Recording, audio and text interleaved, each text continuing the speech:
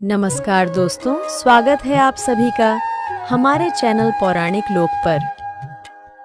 तप और त्याग की ये है मिसाल, योगिनी एकादशी करती कमाल।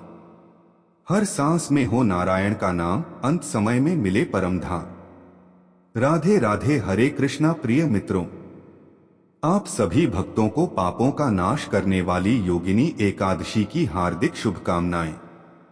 मनुष्य को जीवन के पापों से मुक्त कराने वाली एकादशी तिथि सनातन धर्म में अत्यंत महत्वपूर्ण मानी जाती है और उन सभी एकादशियों में भी योगिनी एकादशी को अत्यंत पुण्यदायी, कल्याणकारी और मोक्षदायिनी माना गया है। यह व्रत केवल उपवास नहीं है, बल्कि यह व्रत साधक के मन, वाणी और कर्म को भगवान विष्णु की शरण में समर्पित करने का एक माध्यम है। यह व्रत सभी पापों का नाश करता है और मन, बुद्धि व चित्त को निर्मल बनाता है। योगिनी एकादशी का व्रत आषाढ़ मास के कृष्ण पक्ष की एकादशी को किया जाता है। इस दिन विशेष रूप से व्रत, पूजा, भगवान विष्णु के नाम का संकीर्तन और दान पुण्य का विशेष महत्व होता है। शास्त्रों में कहा गया है कि इस व्रत को विधिपूर्वक करने से मनुष्य को रोगों से मुक्ति मिलती है, समस्त पाप कटते हैं और अंत में वैकुंठ धाम की प्राप्ति होती है।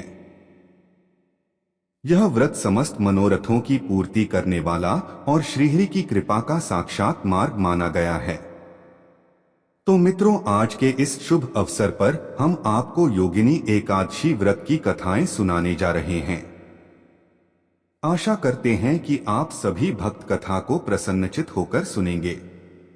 तो चलिए मित्रों, भगवान श्री हरि विष्णु के चरण कमलों का स्मरण करते हुए सुनते हैं योगिनी एकादशी व्रत की अत्यंत ही सुंदर कथा।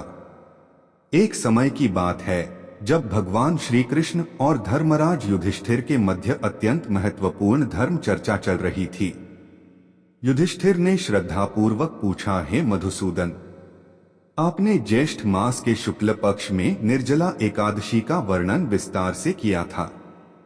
अब कृपया आषाढ़ मास के कृष्ण पक्ष में जो एकादशी आती है उसका महात्म्य और व्रत कथा मुझे विस्तार से बताइए। भगवान श्री कृष्ण मुस्कुराए और बोले, हे राजन, जिस एकादशी की तुम चर्चा कर रहे हो वह अत्यंत पुण्यदायिनी योगिनी एकादशी है।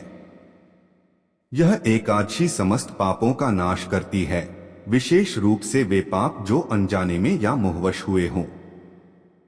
जो लोग भौतिक विषयों में फंसे हुए हैं, योगिनी एकादशी उनके लिए उद्धार का मार्ग खोलती है। श्री कृष्ण ने कहा, हे धर्मराज, प्राचीन काल में अलकापुरी नामक दिव्य नगरी थी जो धन और वैभव की देवी लक्ष्मी के प्रिय भक्त भगवान कुबेर की राजधानी थी। कुबेर, जिन्हें समस्त देवताओं का कोषाध्यक्ष माना जाता है, भगवान शिव के परम भक्त थे और प्रतिदिन भोलेनाथ की विधिपूर्वक पूजा करते थे। उस पूजा में सबसे महत्वपूर्ण था मानसरोवर से लाया गया एक दिव्य पुष्प जो विशेष प्रकार की सुगंध और दिव्यता से युक्त होता था। इस कार्य के लिए कुबेर ने एक सेवक नियुक्त किया था जिसका नाम था सुमंत। सुमंत अत्यंत कर्मठ, विनम्र और सेवाभावी था। वह प्रतिदिन प्रातःकाल सूर्योदय से पहले मानसरोवर झील तक जाता, वहां से वह दिव्य पुष्प लाता और कुबेर को पूजा हेतु प्रदान करता। कुबेर भी सुमंत से प्रसन्न रहते थे और उसे अनेक प्रकार की सुविधाएं प्रदान करते थे। सुमंत की पत्नी का नाम विशालाक्षी था।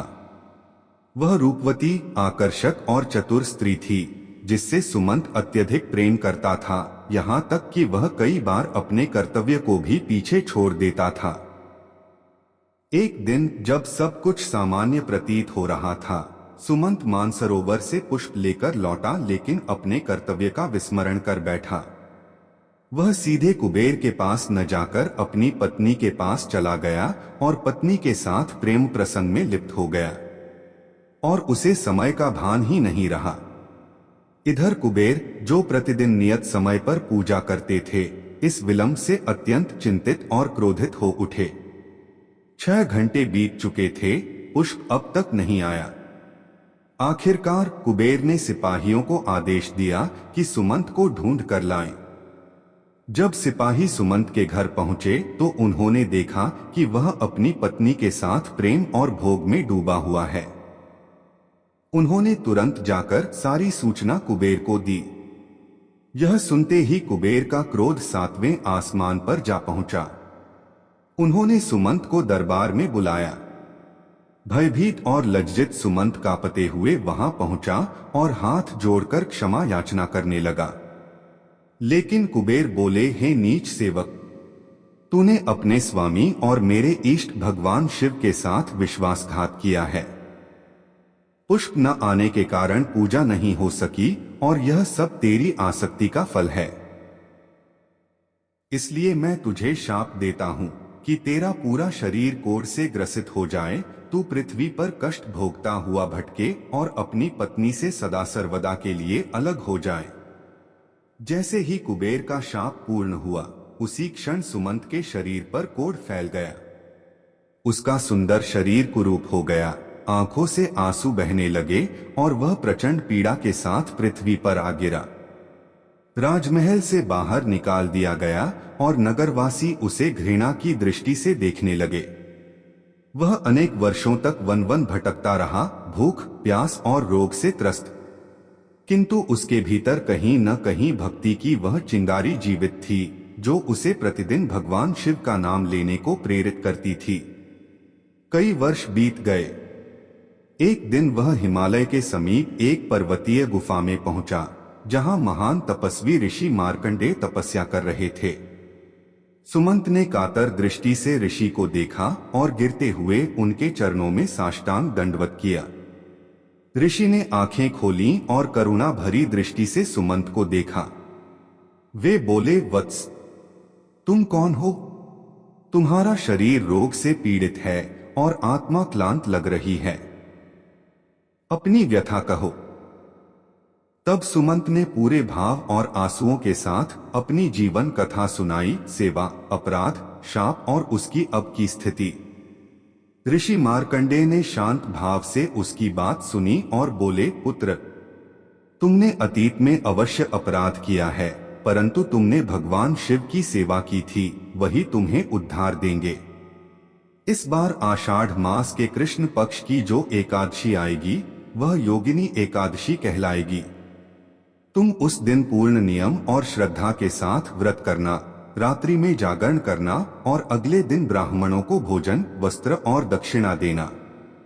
इस व्रत की शक्ति इतनी महान है कि यह जन्मों जन्मों के पापों का नाश कर सकती है।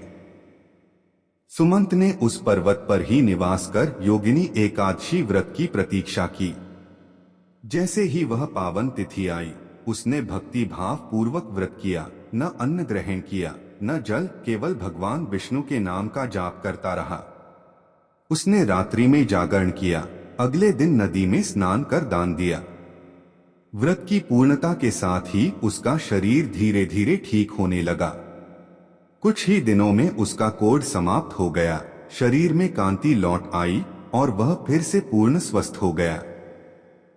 सुमंत ने ऋषि को प्रणाम किया और उनकी कृपा से अलकापुरी लौट आया। नगरवासी उसका नया रूप देखकर चकित रह गए। जब कुबेर को यह समाचार मिला तो उन्होंने उसे पुनः अपने दरबार में सम्मानपूर्वक स्थान दिया और पूर्ववत सेवा में बहाल कर दिया। भगवान श्री कृष्ण ने कथा के अंत में कहा, हे धर्मराज, जो मनुष्य योगिनी एकादशी का व्रत करता है, वह समस्त पापों से मुक्त होकर दिव्य लोकों को प्राप्त करता है। उसे 88,000 ब्राह्मणों को भोजन कराने का फल प्राप्त होता है। यह व्रत शरीर, मन और आत्मा की शुद्धि के लिए अत्यंत प्रभावकारी है। जो इस व्रत का श्रवण करता है, वह भी पुण्य लाभ प्राप्त करता है। यह व्रत काम, क्रोध, मोह, लोभ, मद और मत्सर जैसे शत्रुओं से मुक्ति दिलाकर भगवान विष्णु के चरणों में स्थान प्रदान करता है। कथा समाप्त हुई तो बोलिए मित्रों, श्रीमन नारायण नारायण हरि हरि, श्रीमन नारायण नारायण हरि हरि।